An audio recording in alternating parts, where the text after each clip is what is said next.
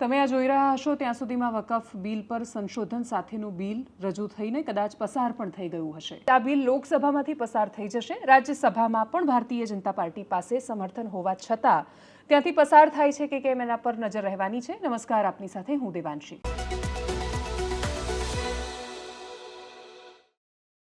વર્ષ 1995, વર્ષ 2013 બે વાર વકફ બિલમાં અમેન્ડમેન્ટ લાવવામાં આવ્યા। એવા સુધાર લાવવામાં આવ્યા જે યુપીએની સરકાર દરમિયાન, કોંગ્રેસની સરકાર દરમિયાન લાવવામાં આવ્યા।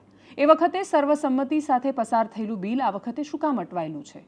આ બિલને અને આ બિલમાં થઈ રહેલી ચર્ચાઓને સમજતા પહેલા વકફને સમજવું પડે એમ છે। વકફનો બહુ જ સાદો સરળ ભાષામાં મતલબ થાય છે દાન। કોઈ વ્યક્તિ જ્યારે એવું વિચારે છે કે પોતાના સાથી માટે, ભાઈચારા માટે, કશુંક સારું કરવા માટે, બંધુત્વની ભાવના માટે, સમુદાયના ઉત્થાન માટે પોતાની સંપત્તિનો એક હિસ્સો વકફ કરવા માંગે છે, ત્યારે એ બોર્ડને આપીને જાય છે પોતાની એ સંપત્તિ। એ ઈચ્છે છે કે એમાંથી એના સમુદાયની કલ્યાણની ભાવના એની સાથે જોડાયેલી હોય ને એમાંથી એવા કામો થાય જે આખા સમુદાય માટે કશુંક ઉમદા કરી શકે। પ્રશ્ન હવે એ થઈ રહ્યો છે કે આટલા વર્ષોથી વકફની સંપત્તિમાં સતત વધારો થતો ગયો, પણ શું કામ મુસલમાન સમાજ અને સમુદાયના એ નીચલા વર્ગના લોકો, એ નાના માણસો કે જેમને ઉત્થાનની પ્રતીક્ષા હતી, પોતાની આસપાસના માણસોથી એ ન કરી શક્યા? સરકાર મુસલમાનોનું કેટલું કલ્યાણ કરી શકી એ તો તમે જ્યારે અમદાવાદની કોઈ ગીચ વસ્તીમાં જઈને જશો ત્યારે તમને ખબર પડશે કે કલ્યાણ તો બહુ દૂરની વાત છે, એ શબ્દ એમનાથી બહુ જ અલગ છે। એક અલગ આભડછેટની જેમ એ વસ્તીઓ રહેતી હોય છે। એ વસ્તીમાં રહેતા ખૂબ નાના બાળકો, એમના સુધી તો સાક્ષર જ્ઞાન નથી પહોંચી શકતું। એવા સમયમાં જવાબદારી એ સમુદાયોની બનતી હતી જેના માટે એમને દાન મળ્યું હતું। એ કેટલું પૂરું થઈ શક્યું એના પર વર્ષોથી પ્રશ્નાર્થ ચિહ્ન લાગતું આવ્યું છે। આ વખતે સુધારા શું કરવામાં આવી રહ્યા છે? સરકારે જે સુધારા સૂચવ્યા છે એમાંથી સૌથી મોટો અને મહત્વનો સુધારો એ છે કે જો કોઈ વ્યક્તિ નવું મુસલમાન બન્યું છે, એટલે કે એને ધર્મ અંગીકાર કરે, ઇસ્લામ અંગીકાર કરે, 5 વર્ષ નથી થયા, તો એ 5 વર્ષની અંદર પોતાની જમીન વકફ નહીં કરી શકે। એવા ઉદાહરણો કેટલા બન્યા એનો કોઈ ચોક્કસ જવાબ નથી, પણ એવી પૂરી સંભાવનાઓ છે કે એવા કોઈ ઉદાહરણ સરકારની સામે આવ્યા હશે જેના કારણે આ અમેન્ડમેન્ટ લાવવામાં આવ્યો કે એક વ્યક્તિ એ મુસ્લિમ બને છે, એના ઇસ્લામ અંગીકાર કર્યાને થોડો જ સમય થાય છે અને પછી એ પોતાની બધી જ સંપત્તિ વકફ કરી નાખે છે। એ સંપત્તિ વકફ બોર્ડની પાસે પહોંચી જાય છે। આવું જ્યારે થાય ત્યારે એના પર એ પ્રશ્ન થાય છે કે શું એ માણસે પોતાની મરજીથી ધર્મ સ્વીકાર કર્યો હશે અને પછી શું એણે પોતાની સંપત્તિ પોતાની મરજીથી દાનમાં આપી હશે? દાન એ બહુ જ પવિત્ર શબ્દ છે। માત્ર હિન્દુ ધર્મમાં નહીં, ઇસ્લામમાં પણ વકફને ખૂબ પવિત્ર રીતે જોવામાં આવે છે। ઇસ્લામની આ દુનિયાને સૌથી મોટી ભેટ એ ભાઈચારો માનવામાં આવે છે અને ભાઈચારો, બંધુત્વની જ્યાં ભાવના હોય, પોતાની આસપાસના માણસોનો વિચાર કરવાની વાત હોય, એમાં જો કરપ્શનની શંકા આવે તો એ દરેક લોકો માટે ઊભો થતો સ્વાભાવિક પ્રશ્ન છે। બીજો પ્રશ્ન છે કે એ પોતાની જ જમીન દાન આપી શકશે? એ સૌથી મોટું કારણ છે કે તમે જ્યારે કોઈ વસ્તુ દાનમાં આપી રહ્યા છો તો તમારે એ જોવાનું છે કે તમારું પોતાનું છે કે કેમ। હું કોઈની પણ જમીન દાનમાં ન આપી શકું અને એટલે જ એના પૂરા ડોક્યુમેન્ટ્સ છે। જો એ પૂરતા ડોક્યુમેન્ટ છે તો તમે એ જમીન દાનમાં આપી શકો। મહિલાઓને પણ એક કમાણીના વારસ બનાવવામાં આવશે જે અત્યાર સુધી નહોતા ગણવામાં આવતી। ઓનલાઈન આખો ડેટા અપલોડ કરવો પડશે અને ઓનલાઈનમાં પણ ટ્રાન્સપરન્સી માટેની વ્યવસ્થાઓ છે। કોણે દાનમાં આપી જમીન, એ જમીન એમની પાસેથી ક્યાંથી આવી, એ જમીનના રખરખાવ માટે, સાચવવા માટે કેટલો પગાર માણસોને આપવામાં આવે છે, એ જમીનમાંથી આર્થિક ઉપાર્જન બોર્ડ કેટલું કરી રહ્યું છે, એ જમીનમાં કઈ સંસ્થાઓ ચાલે છે, એમાંથી એમને એ કેટલું કમાઈ રહ્યા છે। કમાણીનો આંકડો પણ બહુ જ રસપ્રદ છે। માર્ચ 2019માં વકફ બોર્ડે કહ્યું હતું કે એ 151 કરોડ રૂપિયા માત્ર પ્રોફિટ કરી રહ્યા છે। માર્ચ 2024માં એ આંકડો ઘટીને 1,40 લાખ થઈ ગયો। એક સંસ્થા જે 150 કરોડ ઓલરેડી પ્રોફિટ કરી રહી હતી, એવું શું થયું કે એનો પ્રોફિટ આટલો ઘટી ગયો? બહુ સ્પષ્ટતા સાથે, ટ્રાન્સપરન્સી સાથે એના જવાબો નહોતા મળ્યા। સૌથી મોટી વાત એ છે કે જો કોઈ સરકારી સંપત્તિ છે અને એ સરકારી સંપત્તિ એટલે ઉદાહરણ તરીકે મધ્યપ્રદેશની એક અદાલત કે પછી મહેસાણાની અમુક સરકારી સંસ્થાઓ જ્યાં વકફ બોર્ડ દાવો કરે છે કે આ જમીન તો અમારી જમીન છે, ત્યાં ભલે તમારી અદાલત છે પણ એ જમીન અમારી છે ને એટલે ત્યાં ન્યાયાલય નહીં ચલાવીએ અથવા તમારે એના અમને પૈસા આપવા પડશે, આવો કોઈ પણ દાવો રજૂ થાય છે તો કલેક્ટર કરતાં ઉપરની કક્ષાના અધિકારી એક કમિટી રચશે અને પછી એક કમિટી નક્કી કરશે કે વકફનો દાવો સાચો છે કે ખોટો। એક સમસ્યા જે થતી હતી વકફની સામે એ હતી કે વકફે કહી દીધું કે આ ગામમાં ફલાણા ભાઈની જમીન મારી, તો એ જમીન વકફની થઈ જાય અને પછી એ જમીન વકફની નથી એટલે મારા પરદાદાએ એ જમીન વકફ નથી કરી એ સાબિત કરવા માટે મારે અદાલતમાં જવાનું અને મારે સાબિત કરવાનું કે આ જમીન મેં વકફ નથી કરી અથવા મારા પરદાદાઓએ નથી કરી। એ સંઘર્ષ બહુ લાંબો ચાલે છે। આ સંઘર્ષ કોણ કરે છે? મોટા ભાગે કોઈ હિન્દુ વ્યક્તિની જમીન પર વકફ દાવો નથી કરતું.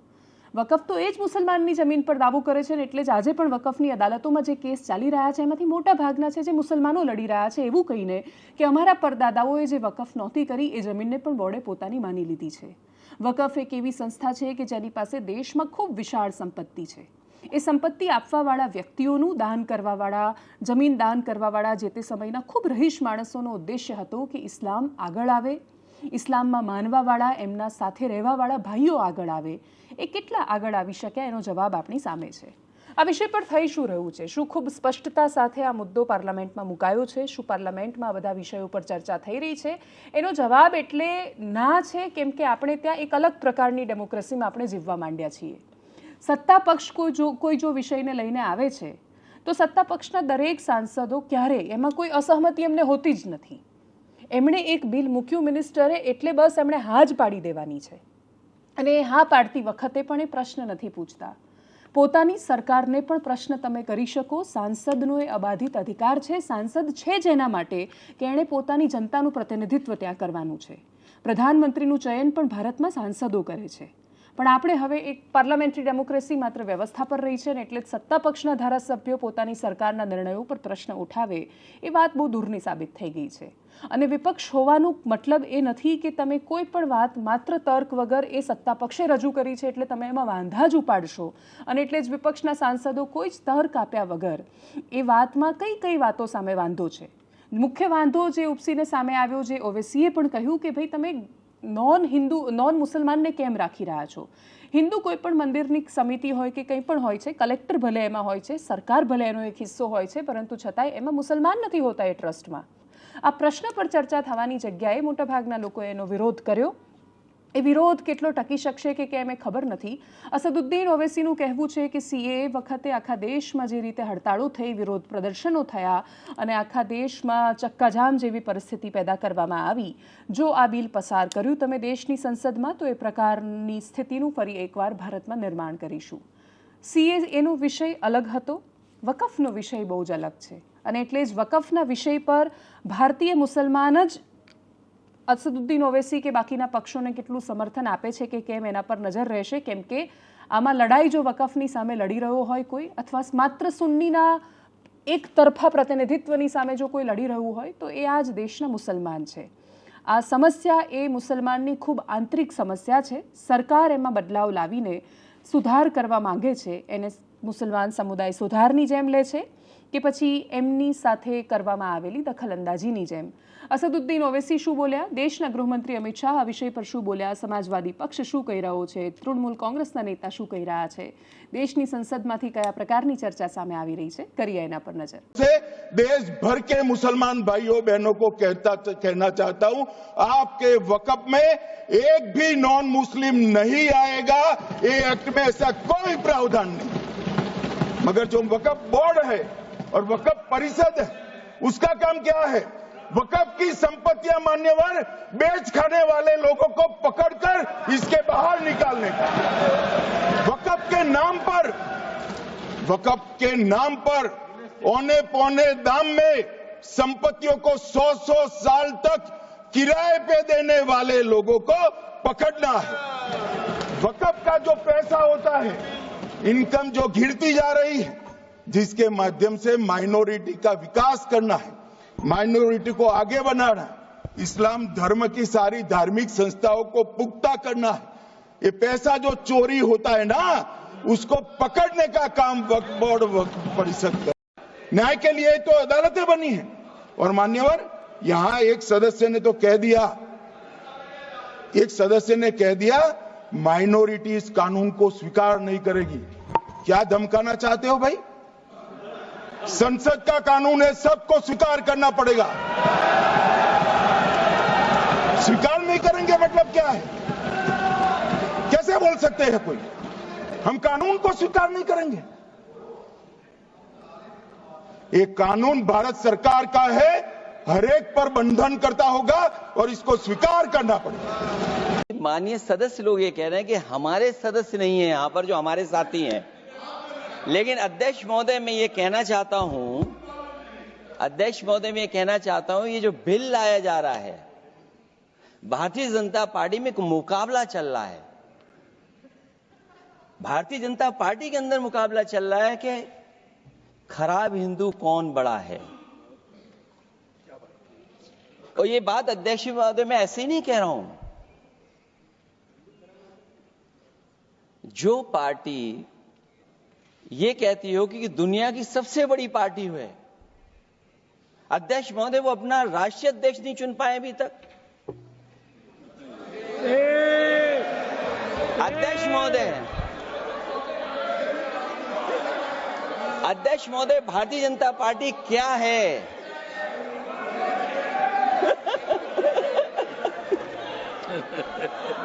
जी, मैं अखिलेश जी ने बहुत हंसते हंसते कहा है, इसको हंसते हंसते जवाब देना। इस सामने जितनी पार्टियां हैं उनका राष्ट्रीय अध्यक्ष उन 5 लोगों को ही चुनना है परिवार के। हमें माननीय अध्यक्ष जी करोड़ों सदस्यों में से 12-13 करोड़ सदस्य प्रक्रिया कर कर चुनना है तो देर लगती है। आपके यहां जरा भी देर नहीं लगेगी। मैं कह देता हूं अभी 25 साल तक आप अध्यक्ष हो जाओ, नहीं बदल सकता। अध्यक्ष महोदय क्योंकि जो बात निकल के आई है वो मैं फिर आगे बढ़ा दूं। अध्यक्ष महोदय जो बात सोशल मीडिया या और जगह गुपचुप हो रही है, कहीं ऐसा तो नहीं था कि अभी कुछ दिन पहले यात्रा जो हुई है वो कहीं 75 वर्ष की एक्सटेंशन वाली यात्रा तो नहीं थी। तो ये वक्फ की जायदादों को छीनने के लिए मोदी सरकार ये बिल को ला रही है। कोई वक्फ की प्रॉपर्टी का इसमें हिफाजत नहीं होगी, ना उसका रेवेन्यू में इजाफा होगा। आप 12 साल आप लिमिटेशन एक्ट अप्लाई कर रहे हैं। क्यों अप्लाई कर रहे हैं लिमिटेशन? हिंदू धर्म के ऊपर लिमिटेशन एक्ट अप्लाई नहीं होता। तो जो एनक्रोचर 12 साल से ओनर बन जाएगा वो ओनर बन जाएगा ना। अब ये बताइए कौन सा काम कर रहे हैं आप कौन सा प्रॉपर्टी बचा रहे हैं? ये पार्लियामेंट सामने मस्जिद है, आप वक्फ बाय यूजर निकाल के कह रहे हैं डिस्प्यूट गवर्नमेंट होगा, डिस्प्यूट होगा, ये गवर्नमेंट प्रॉपर्टी होगी।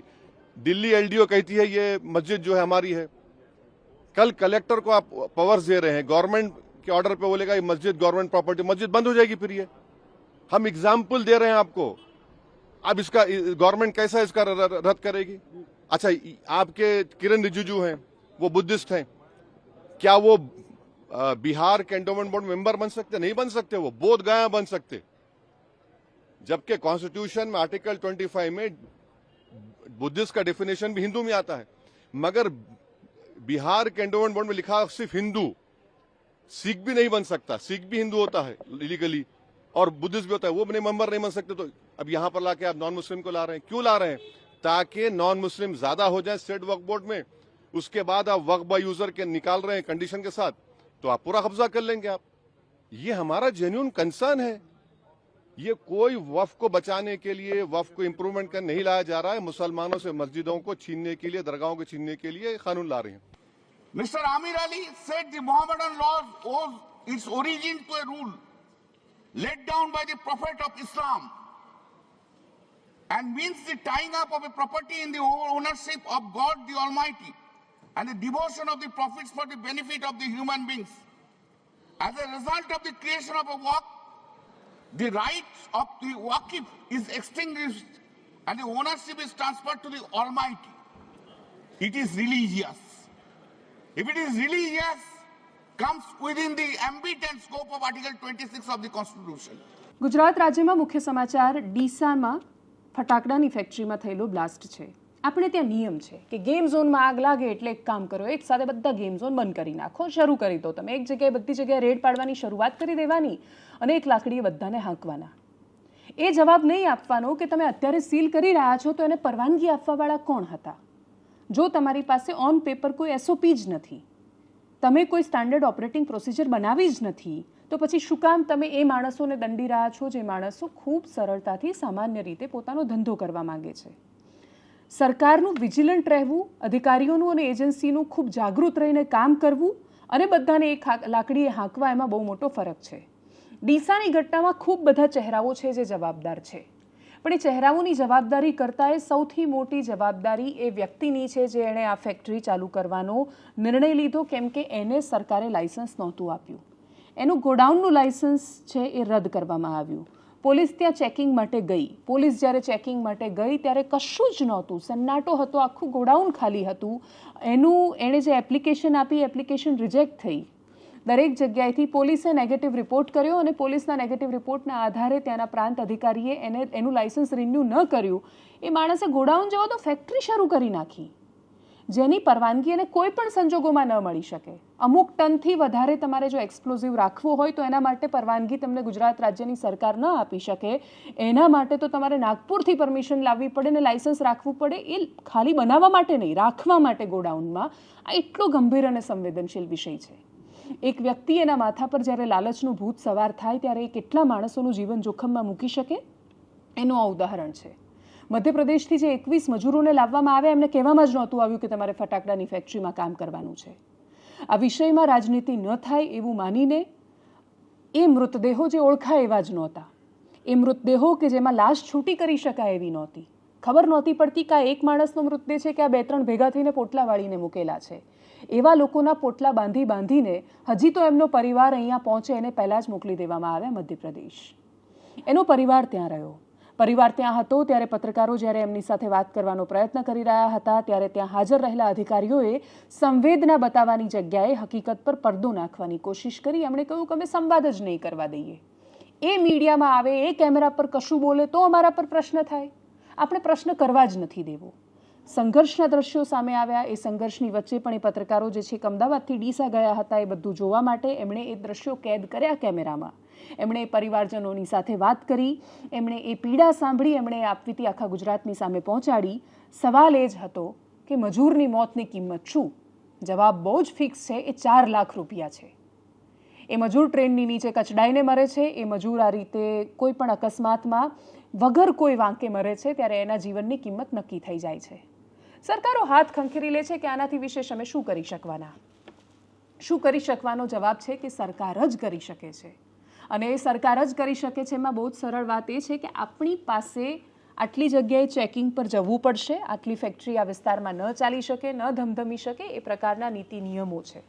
આપણે ત્યાં નાગરિકની એટલી ચેતના પણ એની અંદરથી મરી પરવારી છે કે નાગરિકો બોલતા નથી. નાગરિકો બોલતા ડરે છે. એટલે એની આસપાસ રહેતા માણસોને તો ખબર હશે કે અહીંયા મજૂરો આવ્યા છે. એ ફેક્ટરીની આસપાસ રહેતા માણસોને એ પણ ખબર હશે કે જે કરી રહ્યા છે કરી શકાય એમ નથી. એમને એ પણ ખબર હતી કે આ કરવાથી જોખમ ઊભું થઈ શકે છે અને તોય એમાંથી કોઈએ એવું ન કહ્યું કે આપણે જઈને પોલીસને કે બાકી લોકોને કહીશું, કેમ કે એમને ભરોસો જ નથી સિસ્ટમ પર. એ એવું માને છે કે આ માણસને ખબર છે કે આ બધું ખોટું છે ને છતાં એ ગેરકાયદેસર કરી રહ્યો છે. મતલબ એની ઓળખાણ તો છેક ઉપર સુધી હશે અને આ છેક ઉપર સુધી ઓળખાણથી બધા ડરે છે. એમાંથી કેટલા લોકોની ખરેખર છેક ઉપર સુધી ઓળખાણ અને છેક ઉપરવાળા કેટલે સુધી આ લોકોને બચાવે છે એનો કોઈની પાસે જવાબ નથી. કેમ કે જ્યારે પકડાય છે ત્યારે તો કોઈ નથી બચતું. આ કિસ્સામાં પણ એસઆઈટીની રચના થઈ ગઈ છે. એસઆઈટીની રચના થતાં આમાં એક્સપ્લોઝિવ એક્ટ લાગે છે. એટલે આતંકવાદી ઉપર જે કલમ લાગે એ બધી જ આ ભાઈ પર લાગવાની છે. એટલે જે માલિક છે આ કેસમાંથી બચી શકશે એવી સંભાવનાઓ બચતી નથી. એના પર 21 માણસોની હત્યાનો ગુનો લાગવાનો છે, કેમ કે આ હત્યા છે. પણ ત્યાંથી જે દ્રશ્યો સામે આવ્યા, મજૂરની સેફટીને લઈને જે પ્રશ્ન થયા, આપણે ત્યાં લેબર લોનું કરવાનું શું? કાગળ પર કાયદા બનાવવાના? ત્યાં જઈને વિધાનસભામાં રટ્ટાની જેમ મંત્રીઓ વાંચી જાય, રટ્ટા મારીને ધારાસભ્યો પ્રશ્ન કરે અને આપણને જવાબ મળે, બિલકુલ બેશરમીથી જવાબ મળે. ધારાસભ્ય પ્રશ્ન કરે કે ખાળકૂવામાં કેટલા માણસ મર્યા અને પછી આમ વાંચીને જવાબ આપે કે આ વખતે 7 માણસ મર્યા. કેટલી સહાય કરી? તો કે એક માણસની 4 લાખ, એટલે અમે આટલી સહાય કરી એમને. આવી રીતે જ્યારે એ સહાયના આંકડા વાંચતા હશે ત્યારે લજ્જા નામનો શબ્દ એમની ડિક્શનરીમાંથી મિસ થઈ ગયો હશે. કેમ કે એમને એ જ નહીં ખબર હોય કે કોઈ એક ઘર છે, એ ઘરમાંથી એનું સ્વજન ગયું છે અને એ ઘર માટે તો એટલો મોટો આઘાત છે કે એ લાખો રૂપિયામાં પણ ભરપાઈ નહીં થાય. હા, એ લાખો રૂપિયા એમના મોઢા બંધ કરાવી શકશે. એ લાખો રૂપિયા એમને એ પૂછવા માટે નહીં પ્રેરે કે તમારી તિજોરીમાં આટલું બધું ફંડ આવે છે દર વર્ષે, એ ફંડ વપરાતું કેમ નથી? કન્સ્ટ્રક્શન સાઇટ પર કામ કરતો મજૂર, એના માથા પર હેલ્મેટ નથી પહેરેલું હતું. ઉનાળો આવશે, તમે કોઈ પણ શહેરની કન્સ્ટ્રક્શન સાઇટ પર જઈને જોજો એ કઈ પરિસ્થિતિમાં એ લોકો કામ કરે છે. માનવીયતાના જેટલા પણ ગુણધર્મોની અપેક્ષા રાખવામાં આવે છે, મજૂરના જીવનમાં મજૂરને માણસ જ નથી ગણાતો. એને માણસ ગણે, એને નાગરિક ગણે તો બાકીના નિયમો કે કાયદા કાનૂનો ત્યાં લાગુ કરવાની વાત થાય. આ સંવેદનાનો પ્રશ્ન છે. આ વાત માત્ર 21 માણસોના મૃત્યુની નથી, એ તો 21 માણસોની લાઇનસર લાશો છે એટલે ફરક પડ્યો છે. છૂટા છવાયા દરરોજ અનેક માણસો મરી રહ્યા છે. પણ એ છૂટાછવાયા મરે છે. એક ડીસામાં મરે, એક અમદાવાદમાં મરે, એક પાલનપુરમાં મળે, એક રાજકોટમાં, એક જામનગરમાં, જૂનાગઢમાં. છૂટીછવાયું ઘટનાઓ આપણું ધ્યાન નથી આકર્ષતી અને એટલા જ માટે આ તસવીરો આપણને જે વિચલિત કરીને ગઈ છે એ કેટલા પ્રશ્નો પૂછી રહી છે. ધારાસભ્ય જિગ્નેશ મેવાણી પહોંચ્યા હતા, લાલજી દેસાઈ કોંગ્રેસ સેવાદળના અધ્યક્ષ પણ ત્યાં પહોંચ્યા હતા, સત્તા પક્ષના નેતાઓ પણ હતા, વિપક્ષના નેતાઓ પણ હતા. બધાએ ભેગા થઈને જે પ્રશ્નો કર્યા છે સાંભળીએ એને. અને એવો કેવો ભ્રષ્ટાચાર રાજ્યની સરકાર સંતાડવા માંગે છે કે ડીસાના ગોડાઉનમાં ગેરકાયદેસર રીતે ફટાકડાના ઉત્પાદન બદલ જે આગ લાગી અને 20 જેટલા નિર્દોષો માસૂમ બાળકો સહિત હોમાયા, એનાથી લાજવાના બદલે આ નાલાયક સરકાર અને ભ્રષ્ટ તંત્ર, આ માતા મારી પાછળ બેઠી છે, એમને એમની મૃત્યુ પામનાર દીકરીનું મોં નથી જોવા દેતા. એની લાશ એમની મરજીની વિરુદ્ધ મધ્યપ્રદેશ જવા રવાના કરી દીધી. આપણા ગુજરાતમાં શું ધંધા ચાલી રહ્યા છે? એવું કયું પાપ છે જે બનાસકાંઠા જિલ્લા કલેક્ટર તંત્ર છુપાવવા માંગે છે? આ સવાલ પૂછવા માંગુ છું. આજે 8:24 કલેક્ટર મિહિર પટેલને મેં ફોન કર્યો છે કે મધ્યપ્રદેશના પીડિતો મને કહી રહ્યા છે કે અમે આવીને આઈડેન્ટિફાઈ ન કરીએ કે મારું સંતાન છે, અમારા સગાવાળા છે, ત્યાં સુધી કોઈની પણ બોડીને મધ્યપ્રદેશ રવાના ના કરતા, એ છતાં ડેડ બોડી મોકલી દીધી. કોની સૂચના હતી? કમલમની, ગાંધીનગરની કોની સૂચના હતી? એવા શું ધંધા તમે કર્યા છે? એવા શું પાપ કર્યા છે કે તમારે આ બધું છુપાવવું પડ્યું છે? જેણે પોતાનું સ્વજન ગુમાવ્યું, જેણે પોતાનો ભાઈ બહેન દીકરી ગુમાયા, એ પોતાના સ્વજનનું મુખ પણ ન જુએ, મર્યા બાદ પણ મોઢું ન જુએ. જે લોકો કાળી મજૂરી કરવા ગુજરાતમાં આવ્યા, ગુજરાત માટે, દેશ માટે જે લોકો ઉત્પાદન કરતા હોય, એમના શ્રમનું તો મૂલ્ય તમે ના સમજ્યા. મરી ગયા પછી એમને લાશ જોવાનો તો આ કાયદાની વિરુદ્ધ છે. નજીકના નિયરેસ્ટ મેડિકલ ઓફિસર પાસે એનું પીએમ કરાવવું પડે, પરિવારજને આઈડેન્ટિફાઈ કરે, પછી પરિવાર પોતે બોડી રિસીવ કરે. અને મધ્યપ્રદેશની પોલીસે, મધ્યપ્રદેશના સરકારના માણસોએ અહીંયા ગુજરાતમાં આવીને દાપણ કરવાની શું જરૂર? બોડી એને મળવી જોઈએ જેનું સ્વજન હોય. આ માં કહી રહી છે, માં ખોટું બોલી રહી છે? પૂછો તમે એમને, કોણ હતું તમારું? આપને કોણ થા? मेरा पोता बहू था, इनका पोता बहू था, पोता बहू था, मेरी दिरानी थी, मेरा पोता बहू था साथ में, मेरी बेटी थी, बेटी जमाई 2 लाड़ी थी मेरी, और मेरा सारा बुढ़ापा का एक ध्यान नहीं आ दिया मेरे को सरकार ने. जिस कारण से ले गए तो मेरी बॉडी की मेरे सुपरत तो करते कि क्या मर नहीं गई, इसकी माँ जिंदी थी अभी, फिलहाल में जिंदी हूँ आधे हूँ, जिसे मेरी बॉडी साथ में ले जाता आप लोग. મારે દુઃખ સાથે કહેવું પડે છે કે આટલી ખરાબ દુઃખદ ઘટના બન્યા પછી પણ સરકાર દ્વારા અને તંત્ર દ્વારા લીફાફોફી કરીને ગુનેગારોને બચાવવાનું કામ થઈ રહ્યું છે. અમાનવીય રીતે જે મૃતદેહો ડીસા ખાતે લાવવામાં આવ્યા પોસ્ટમોર્ટમ એમના માટે, એમાંના કેટલાક કુટુંબીજનો હજી રસ્તામાં છે.